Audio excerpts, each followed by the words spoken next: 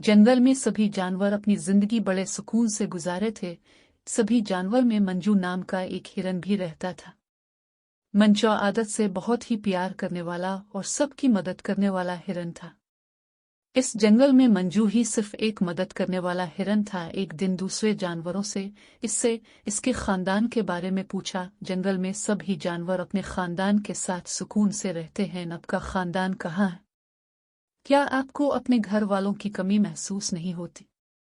बंदर भाई, मेरा खानदान यहाँ से थोड़ी दूर जंगल में रहता है और मैं यहाँ आप लोगों के बीच सुकून महसूस करता हूँ। आखिर अब सभी भी तो मेरा खानदान ही है।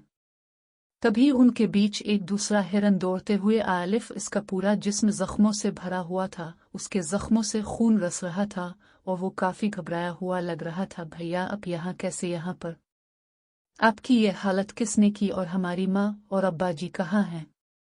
भाई, पास वाले जंगल में एक अदमखोर शेर लूट आलिफ है। इसने वहां के सभी जानवरों को मार दिया है। मैं छुपते छुपाते माँ और अब्बा जी को यहाँ लेकर अलिफ रहा था, पर पता नहीं कैसे इस अदमखोर शेर को ये बात मालूम हो गई और उसने हम पर हमला कर दिया। मैंने अब्बा जी और माँ को बचाने की पूरी कोशिश की, फिर भी शेर ने अपने नोकीले दांतों से माँ जी को मार दिया। उन्हें बचाने की कोशिश में मैं भी जख्मी हो गया। मुझे लगता है अब मैं नहीं बच पाऊंगा। बस मैं तुम्हें ये उगा करने आलिफ हूं कि शेर उसी जंगल की ओर रहा है। सभी को अपनी हिफाजत का इंतजाम पहले ही कर लेना चाहिए। ये बात सुनकर हिरन वहीं मर गया। सभी जानवर हिरन की बातें सुनकर खौफ में अगीत अपने पूरे खानदान को खो देने के बाद मंजू भी लबलुक कर रोने लगा। मेरे खानदान को जिस शेर ने खत्म किया है, मैं इससे बदला लेकर रहूंगा। मंजू अब दूसरे जानवरों के पास मदद मांगने के लिए गया, लेकिन सभी ने इसकी मदद करने से मना कर दिया। नहीं माए हिरन भाई, हम शेर से कैसे लड़ सकते हैं? जंगल के सभी जानवरों में जंगल से दूर भाग जाने का फैसला लिया है, और अगर तुम्हें शेर से लड़ने का इतना ही शौक है तो तुम खुद ही शेर के पास क्यों नहीं चले जाते? हम सभी को बांधने के लिए थोड़ा और वक्त मिल जाएगा। किसी भी जानवर ने मिनटों की बातें सुनना भी नहीं चाहिए। और सभी आहिस्ता आहिस्ता जंगल छोड़कर जाने लगे। मंचो को मालूम हो गया कि अब उसे अकेले ही शेर से निपटना पड़ेगा। मैं शेर की ताकत से जीत तो नहीं सकता, मुझे इसे अपनी चालाकी से ही हराना चाहिए। मंजू शेर की तरफ चल पड़ा और कुछ ही दूरी पर उसे शेर दरख्त के नीचे आराम करते हुए मिला। वो मंजू के माँ बाप की हड्डियां खा रहा था। खुद ही चलकर मेरे पास आगी हैं। हाँ हाँ राजा जी, अब बिल्कुल सही बात कह रहे हैं। अरे, जंगल के सभी जानवर बेवकूफ हैं। जब इतना ताकतवर शेर यहाँ बैठा है तो हमें किसी और शेर की गुलामी करने की क्या जरूरत है? अगर किसी का खाना बनना ही पड़े तो मैं चाहूंगा कि किसी ताकतवर शेर का खाना बनूं। क्यों कहा तुमने? जिस जंगल में मैं जाने वाला हूँ वहां पर पहले से ही एक शेर है।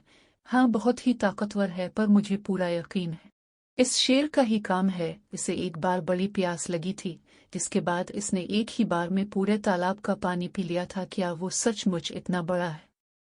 इसने पूरे तालाब का पानी एक ही बार में पी लिया। हाँ, ये सच है, पर मुझे आप पर पूरा भरोसा है कि आप इससे कई गुना ज्यादा पानी पी सकते हो। शेर को मन ही मन डर लग रहा था। वो जैसे तैसे अपना डर हिरन के सामने छुपा रहा था कि कहीं इसकी बेइज्जती ना हो जाए, और वो दोनों वहां से उगे की ओर निकल पड़े। रास्ते में बहुत सारे जानवरों की हड्डियां पड़ी थी। उन्हें देखकर मंजू शेर से बोला, देख रहे हैं राजा जी, ये सब इस शेर की एक वक्त की खुराक है, पर मुझे पूरा यकीन है कि इतना खाना तो आपको नाश्ते के लिए ही कम पड़ता होगा। शेर ये बात सुनकर बहुत डर गया, पर वो हिरन की बातों में हामी भरी जा रहा था। इसके बाद दोनों उगे की ओर बढ़ने लगे और एक पहाड़ के पास पहुंच गए। पहाड़ों से बड़े बड़े पत्थर अलिफ कर गिरने लगे। राजा जी, वो शेर इसी गुफा में रहता है, और जब भी अंगड़ाई लेता है पहाड़ से बड़े बड़े पत्थर गिरने लगते हैं। जो सचमुच इतना ताकतवर है? अरे, पर मुझे पूरा यकीन है। चलिए, मैं आपको उसकी गुफा तक ले चलता हूँ। शेर अभी और भी डर गया। हिरन शेर को एक गुफा के दरवाजे तक ले आया। अलिफ, चलिए राजा जी, अपनी पूरी ताकत के साथ इस शेर को ललकारी। शेर इतना डर चुका था, इसके मुंह से आवाज ही नहीं निकल पा रही थी।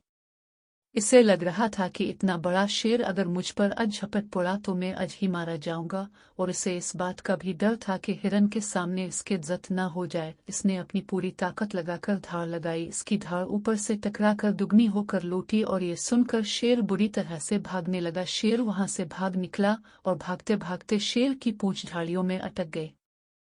शेर के दिमाग में बड़े शेर का खौफ गूंज रहा था। उसे ऐसा लगा कि बड़े शेर ने इसे जकड़ लिया है। शेर की घबराहट की वजह से इसकी सांस फूलने लगी और कुछ ही मिनटों में शेर की जान निकल गई।